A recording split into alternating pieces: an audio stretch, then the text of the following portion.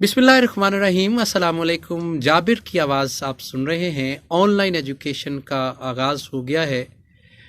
याद रख लीजिएगा कि ऑनलाइन एजुकेशन देने के लिए हमें कुछ ऐसी चीज़ें अपने आप में लानी पड़ेंगी जो पहले हम में नहीं थी।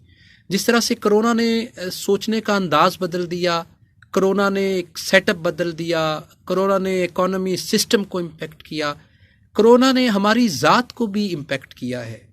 हमारी ज़ात में भी कुछ तब्दीलियां आनी चाहिए इस वक्त जो कोरोना से पहले नहीं थीं, जो एक्चुअल क्लासरूम में हमारी ज़ात का हिस्सा नहीं थीं। उन तब्दीलियों में सबसे पहली तब्दीली ये है कि हम में से बहुत सारे लोग पढ़ाते हुए तेज़ बोलते हैं।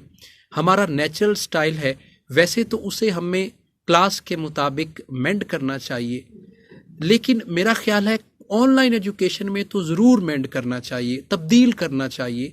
और कोरोना के दिनों में ऑनलाइन एजुकेशन के जो सबसे बड़ा प्रिंसिपल है कम्युनिकेशन का बच्चों के साथ, वो ये है कि हम आहिस्ता बोलें, हम अपने एक जुमले के बाद गैप दें, फिर अगला जुमला बोलें। अगर हम आहिस्ता बोलेंगे तो हमारी दी हुई इंफॉर्मेशन कन्वे हो जाएगी और बच्चे आसानी से हमारे दिए हुए इल्म को हज़म कर सकेंगे। मैं हज़म का लफ्ज़ जानबूझ के बोल रहा हूँ। ये जो ऑनलाइन कम्युनिकेशन है ये निवालों की तरह होता है कि एक निवाला अगर आपने बच्चों को खिलाया, वो चबा रहे हैं, वो उस नवाले को डाइजेस्ट कर रहे हैं, तो जैसे ही आप दूसरा निवाला दे देंगे तो मेरा ख्याल है बच्चे एब्जॉर्ब नहीं कर सकेंगे, वो अपने अंदर दी हुई इंफॉर्मेशन को संभाल नहीं सकेंगे। तेज़ बोलते हुए इंफॉर्मेशन ज़ाया हो जाती है। बहुत सारी कीमती इंफॉर्मेशन हम ऑनलाइन पढ़ाते हुए तेज़ बोलते हुए देते हैं या जुमलों में बग़ैर किसी गैप के देते हैं, तो उससे हमारी दी हुई इंफॉर्मेशन ज़ाया हो जाती है। बच्चे सुनने की कोशिश करते हैं, संभालने की कोशिश करते हैं, लेकिन वो संभाल नहीं पाते। मैं अब आपके जहन में ताकि रहे कि तेज़ बोलना क्या होता है और आहिस्ता बोलना क्या होता है। भारतीय अदाकार शाहरुख खान, जिनका बहुत बड़ा नाम है, बहुत बड़े आर्टिस्ट हैं, उन्हें आपने सुना होगा, वो तेज़ बोलते हैं और जुमले के बाद फिर जुमला, जुमले के बाद फिर जुमला। समझने वाले को बाज़ औक़ात इंफॉर्मेशन संभालने में मुश्किल होती है, इसलिए कि जब कोई बोल रहा होता है, सुनने वाला उसकी इंफॉर्मेशन को संभाल रहा होता है, और अगर सुनने वाला इंफॉर्मेशन को जहन में संभाल ना सके तो बोली हुई इंफॉर्मेशन का कोई फ़ायदा नहीं होता। फिर आप बिल्कुल उसका उलट देखिएगा, तोकीर नासिर और शफ़ी मोहम्मद शाह, जो मरहूम शफ़ी मोहम्मद हैं और बहुत बड़े आर्टिस्ट पाकिस्तान टीवी स्क्रीन के, आप अगर देखेंगे सुनेंगे उनको तो वो बड़े गैप से बोलते थे, जुमले के बाद गैप देते थे और फिर वो अगला जुमला शुरू करते थे। मेरा ये ख्याल है कि इस वक्त अपनी स्पीड चेक करने के लिए हम थोड़ी देर के लिए अगर शफ़ी मोहम्मद का कोई क्लिप निकाल के सुनेंगे तो हमारे बच्चों का भला हो जाएगा। फिर हम शायद अपने स्पीकिंग स्टाइल को, अपने जो बोलने की रफ्तार है, उनके मुताबिक कर सके और बच्चों को ऑनलाइन पढ़ने में आसानी होगी। क्लासरूम में जो एक्चुअल क्लासरूम होता है उसमें बच्चों की मुस्कुराहट से पता चल जाता है कि बच्चों को समझ आ रही है। उनके चेहरों की जो रंगत होती है उससे पता चल जाता है कि उन्हें समझ आ रही है। जब बच्चे सर हिलाते हैं हाँ में, यस में, इससे पता चल जाता है कि उन्हें समझ आ रही है और वो हमारी बात को समझ रहे हैं।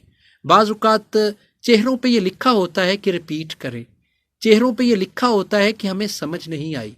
अब यहाँ चूँकि ऑनलाइन एजुकेशन है और हमारे पास हम डिजिटली इक्वल नहीं हैं, किसी के पास मोबाइल, मुख्तलिफ़ तरह के मोबाइल्स हैं लोगों के पास और मुख्तलिफ़ तरह के कंप्यूटर्स हैं। कुछ लोगों के पास कंप्यूटर्स नहीं है, कुछ लोगों के पास मोबाइल है, तो नेटवर्क चैलेंजेस हैं।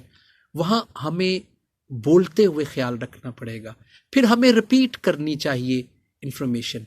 याद रख लीजिए, दूसरा प्रिंसिपल ये है ऑनलाइन कम्युनिकेशन का कि आप बच्चों को पढ़ा रहे हैं, आप रिपीट कर लें।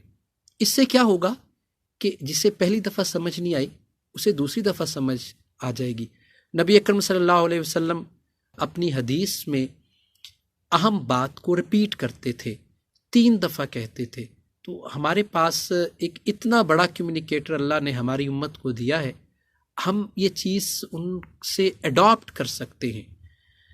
اس طرح سے میرا خیال ہے کہ ہمارا جو آن لائن کمیونیکیشن ہے وہ چلتا رہے گا۔ تیسری جو بات ہے وہ یہ ہے کہ آن لائن ایجوکیشن میں چونکہ بچوں کے پاس بہت سارے اور کام ہوتے ہیں کرنے کے لیے، جب وہ پڑھ رہے ہیں وہ آپ کی بھی سن رہے ہیں، ان کا پیرنٹس کی طرف بھی دھیان ہے، تو میرا خیال ہے بچوں کا آن لائن دل لگانا بڑا ضروری ہے۔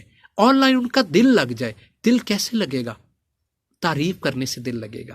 آپ روز جب ویڈیو بچوں کی آئے، ان سے کہیں جی آپ اپنی ویڈیو دکھائیں، جو چھوٹے بچے ہیں ہم ان کو کہہ سکتے ہیں کہ آپ اچھے لگ رہے ہیں، آپ تو آج بہت خوبصورت لگ رہے ہیں۔